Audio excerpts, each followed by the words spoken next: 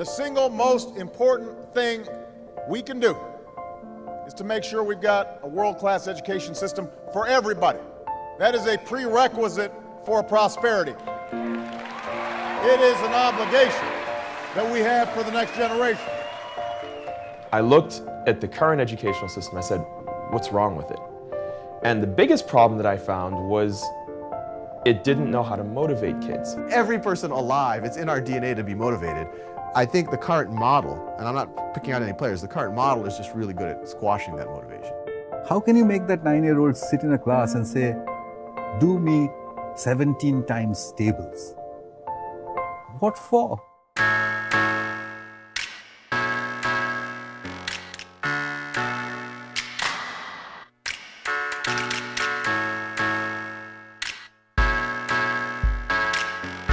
What if I were to say that arithmetic, as we teach it today, is an obsolete skill? Okay? The whole world will erupt if I say that, because they will say, reading, writing, arithmetic. That's the core of whose education? Core of the military education. Go back 200 to 300 years in this country and say that, 300 years later, no one's going to teach anybody how to shoot a gun, and no one's going to teach anybody how to ride a horse. And the teacher is going to say, but, those are basic life skills. This guy will get killed when he moves out. And you have to say, no, ma'am, the world will have changed. These things will become sport. Shooting is a sport. Horse riding is a sport. Will arithmetic be a sport in 2061? Let's say I have 3x is equal to 15. For anyone who doesn't know what Khan Academy is, it's most known for this collection of videos that I've been making for really the last 5-6 years. Everything from arithmetic all the way through calculus and biology and all the rest. It can be used for individual learners, or it can be used in the classroom so that every student can work at their own pace. My videos are definitely not the state of the current art, right? They're a few steps behind that. But I think that's the mistake that most of the education technology has been going in, is that they just want to take what's already there in the current existing model and just use the latest technology to make in their mind, a more refined version of that same thing. But they're not changing the content fundamentally. If the content's really interesting, and it really is, I don't make a video on something unless I find it fascinating. And if the content is truly fascinating, it should be reflected in the energy of the voice of the deliverer, and it should be obvious to the student. They shouldn't have to have a rap song about a parabola to get excited about it.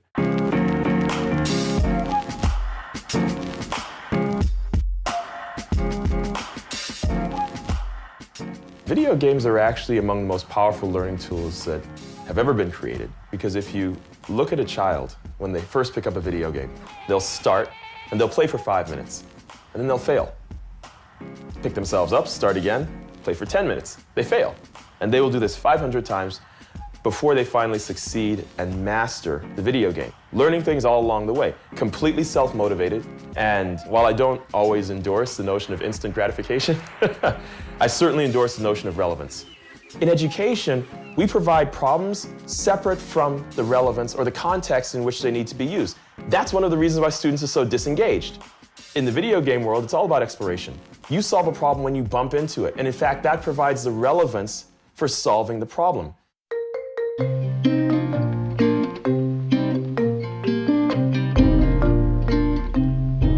12 years ago, in 1999, I said, well, how did I learn to write a program? Nobody taught me. How do children learn to use computers? Nobody seems to be actually teaching them. So I stuck a computer in a slum wall, a nice big computer in those days with a nice big broadband connection, in front of children who had never seen computers before, hadn't heard of the internet, had no clue what was going on, didn't know English. And they started browsing in about 5 or 6 hours' time. And then it happened over and over and over again everywhere, until the experiment kind of burst out onto the world media with this statement that children anywhere in groups can teach themselves to use a computer. There appears to be no limit to this, that children can teach themselves almost anything if given the internet, given the permission to interact with each other, and given the absence of the teacher. The absence of the teacher in the presence of the internet can become a pedagogical tool.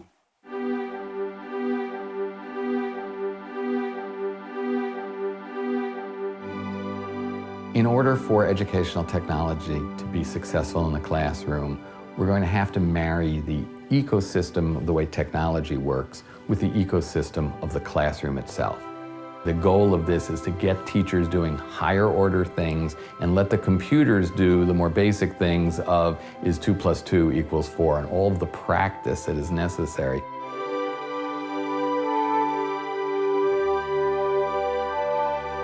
We want technology that helps us create an environment where students are active and engaged, not just in memorizing facts, but in working with faculty to really create knowledge. Something like the iPad application for anatomy, I think is going to help them learn more efficiently because it gives them information when they need to know it. And one of the principles of adult learning is you should learn something when you have a reason to learn it. To begin, connect us together. We think there's a blurry line between play and learning, and that there should be an even blurrier line between those two things. When a learning experience is playful and exploration-oriented, it puts people's minds into a relaxed state where learning actually can happen the easiest. I think the future of learning is really to add a new dimension to learning, which is the dimension of collaboration. Collaborative Classroom is a place where people can share ideas that they may not have felt comfortable sharing in class. There's always some kids that are shy or they don't want to raise their hand in class, and when you're told to do it at home, you can actually see their opinions and you get to know them as a person better.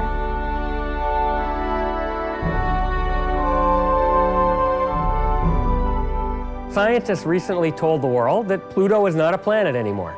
But it's going to take literally a decade to remove that fact from the United States' science textbooks. With Connections, because anyone is able to improve on the materials and keep things up to date, we can make that change in 10 minutes rather than 10 years. We hope that what we're doing is going to create a far more diverse group of university students because they will come to the university with just so much more self-directed knowledge, so much more passion and information about what they want to do. That's the future. Everyone in the education space, is like, does it work? Prove it, this, that, and the other. And they wanted you to go and prove it before you even put it out there. Why would schools be so rigid if they didn't need to be rigid? But when did they need to be rigid? If we look at history, the answer stares at us. Education as we know it came from war. I don't know if it's purely an industrial age type of thing, if it's a Victorian era, the educated learn to suppress, that suppression of natural instincts is part of becoming part of society. The Victorians, the amazing Victorians, produced an education system which would make us photocopies of each other. Being quiet and being submissive, I think that's frankly the only thing that's taught right now, is how do you be submissive? How do you sit patiently and be disengaged for an hour and take it? How do you motivate a kid? How do you keep a kid engaged? How do you keep them interested? That is all psychology.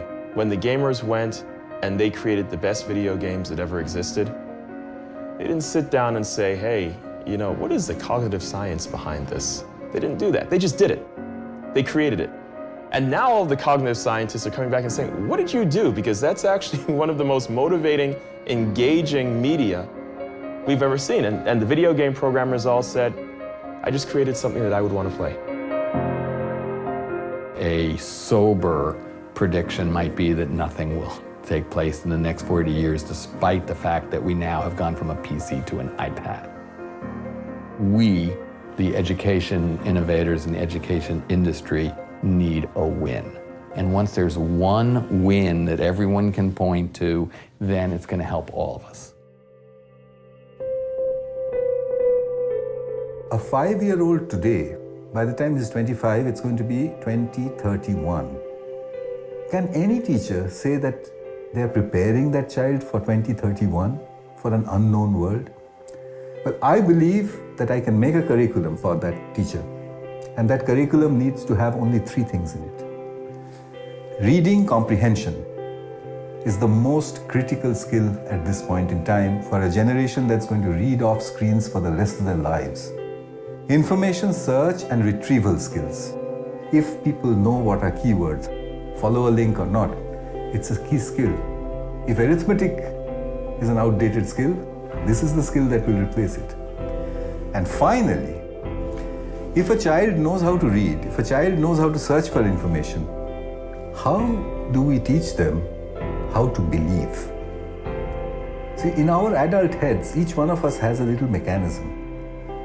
It comes from different places. You and I have different mechanisms of how to believe. Sometimes we say, this is obvious. Sometimes you say, because so-and-so told me. Sometimes you say, this is rubbish. What's that machine inside? How early in a child's life can we put that in there? If we can do it really, really early, then we would have armed that child against doctrine. And I don't mean only religious doctrine. I mean doctrine in all its forms. I think our job as educators, the biggest job in today's information-saturated world, is to give the child an armor against doctrine. Just as in another generation we used to teach the child how to fight with a sword and how to ride a horse.